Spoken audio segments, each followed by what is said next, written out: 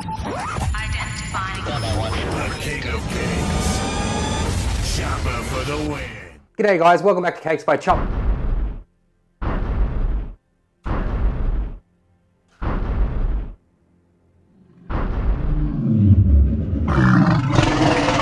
Today I'm going to show you how to make a dinosaur excavation cake. This is a pretty simple concept and it's something I was thinking about and just working around playing with, and it's developed over time. So I hope you guys enjoy it. If you want to see how to make it, stick around. So the first thing you're going to do is level off your cake because we need this top surface to be completely flat.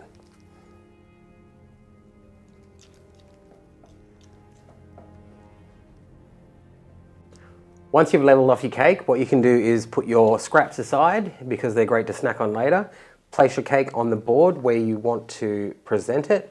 I've just used a wooden chopping block. I think it's going to look great. Now the next step is we're going to split this layer in half.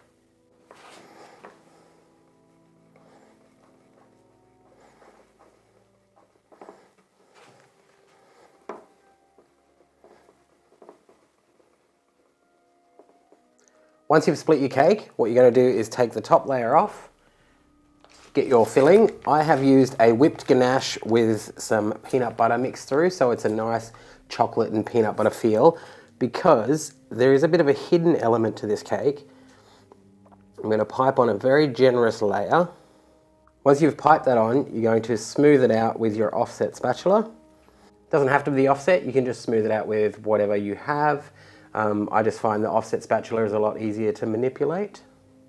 Maneuver, is that the word? So once you've got your filling layer nice and even all across the edge, which I didn't do, but it is now perfect. What you're going to do is take some peanut butter M&Ms, just for that little extra something something, and you're going to randomly push in some hidden dinosaur eggs. You don't need to go too crazy because like these are just little surprises when the cake's cut. The knife will actually go around them. Let's get some different colors in here. When placing these out, you want to keep in mind of how the cake's going to be cut because you don't want a child missing out on a hidden dinosaur egg. Then you're going to gently place your top of the cake back on. Make sure it's in position. Perfect. Okay, for the next step, you're going to take your plain ganache, pipe on some around the side.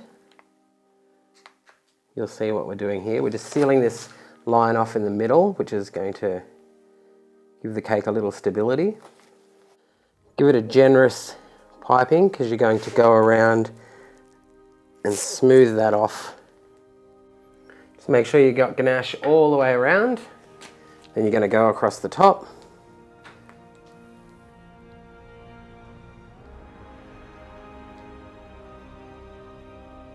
I'm just basically giving it a nice crumb coat with ganache, getting that nice and neat. Well, I said nice and neat, but you don't actually need to be too neat. You just need to make sure it's covered. Just an entire chocolate coating. Once you have your beautiful ganache coat around the entire cake, we're going to take some chocolate coated biscuits. I've used the choc fingers, and you're just going to go through and make a border all the way around, stacking them close together. I'm using the ridge side out.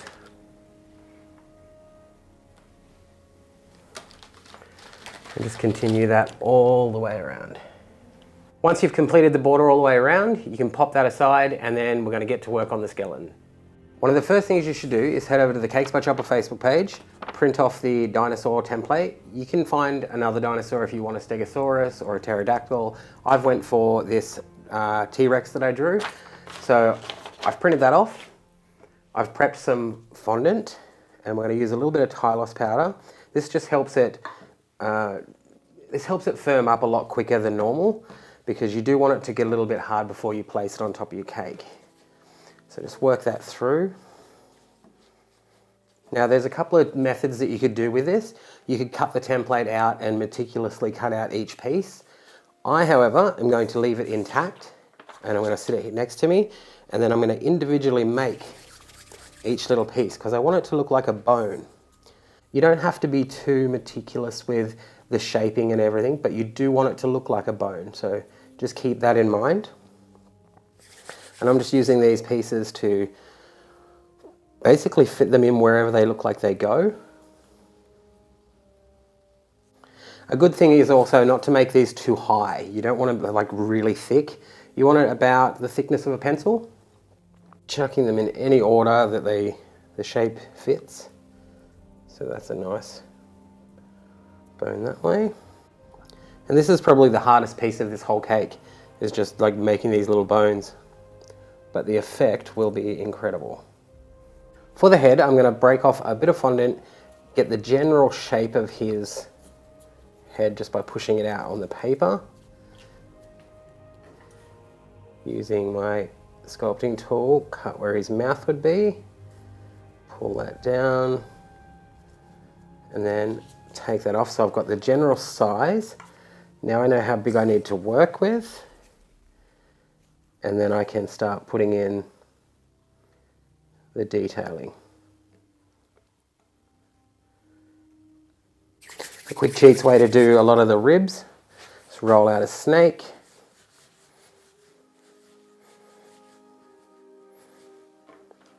Then you just go through it, bump, bump, bump, bump, bump.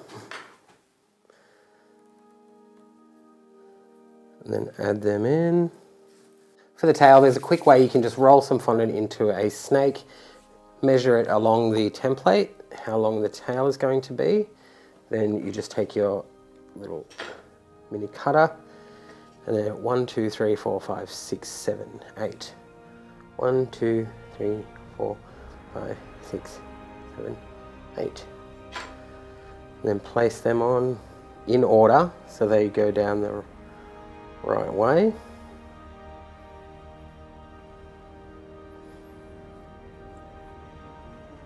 Once you've got the T-Rex's bones all complete, now it's time to transfer them to the cake. You want to make sure the positioning is right. I mean, I've kept the template in the same format that it should sit in the cake. So if we start moving that on,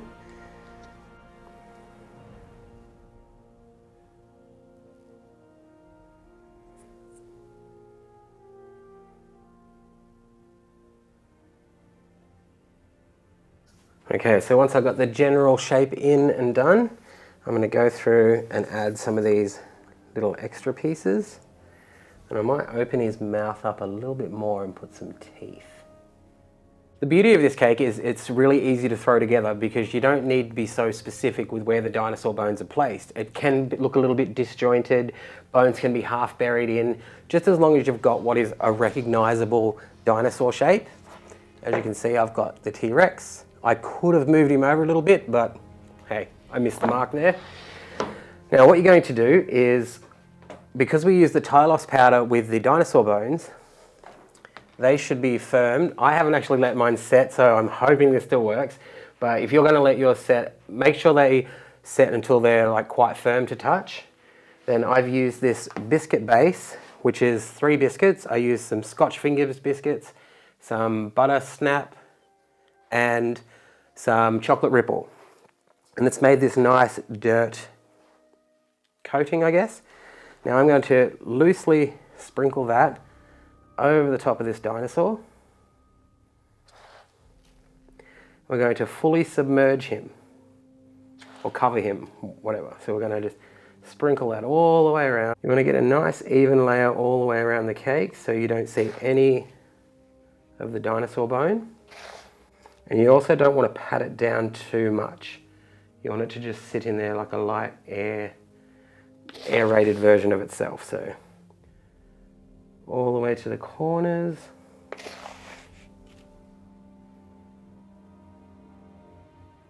What I've done is I've made these little dinosaur footprints and put some tape on the top. And you can see these are going to sit over the top of that light brown. And I've got some extra chocolate ripple cookie crumb, which I'm going to sprinkle over the top. You want to focus on doing these feet prints first, and then gently lift it off. Go to the next spot.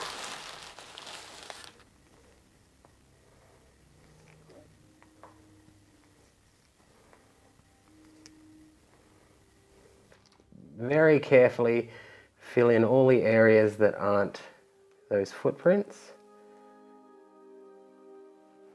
I've made the template with 3 if you want to do them all at once. I didn't see the need to do it for the video.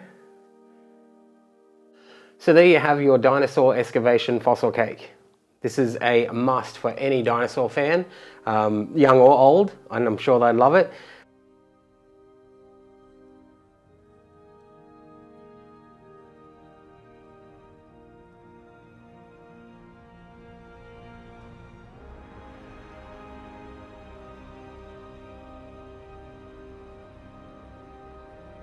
Well, I hope you guys enjoyed the cake. Let me know what you think in the comments below, and I'll see you guys next time. Bye guys.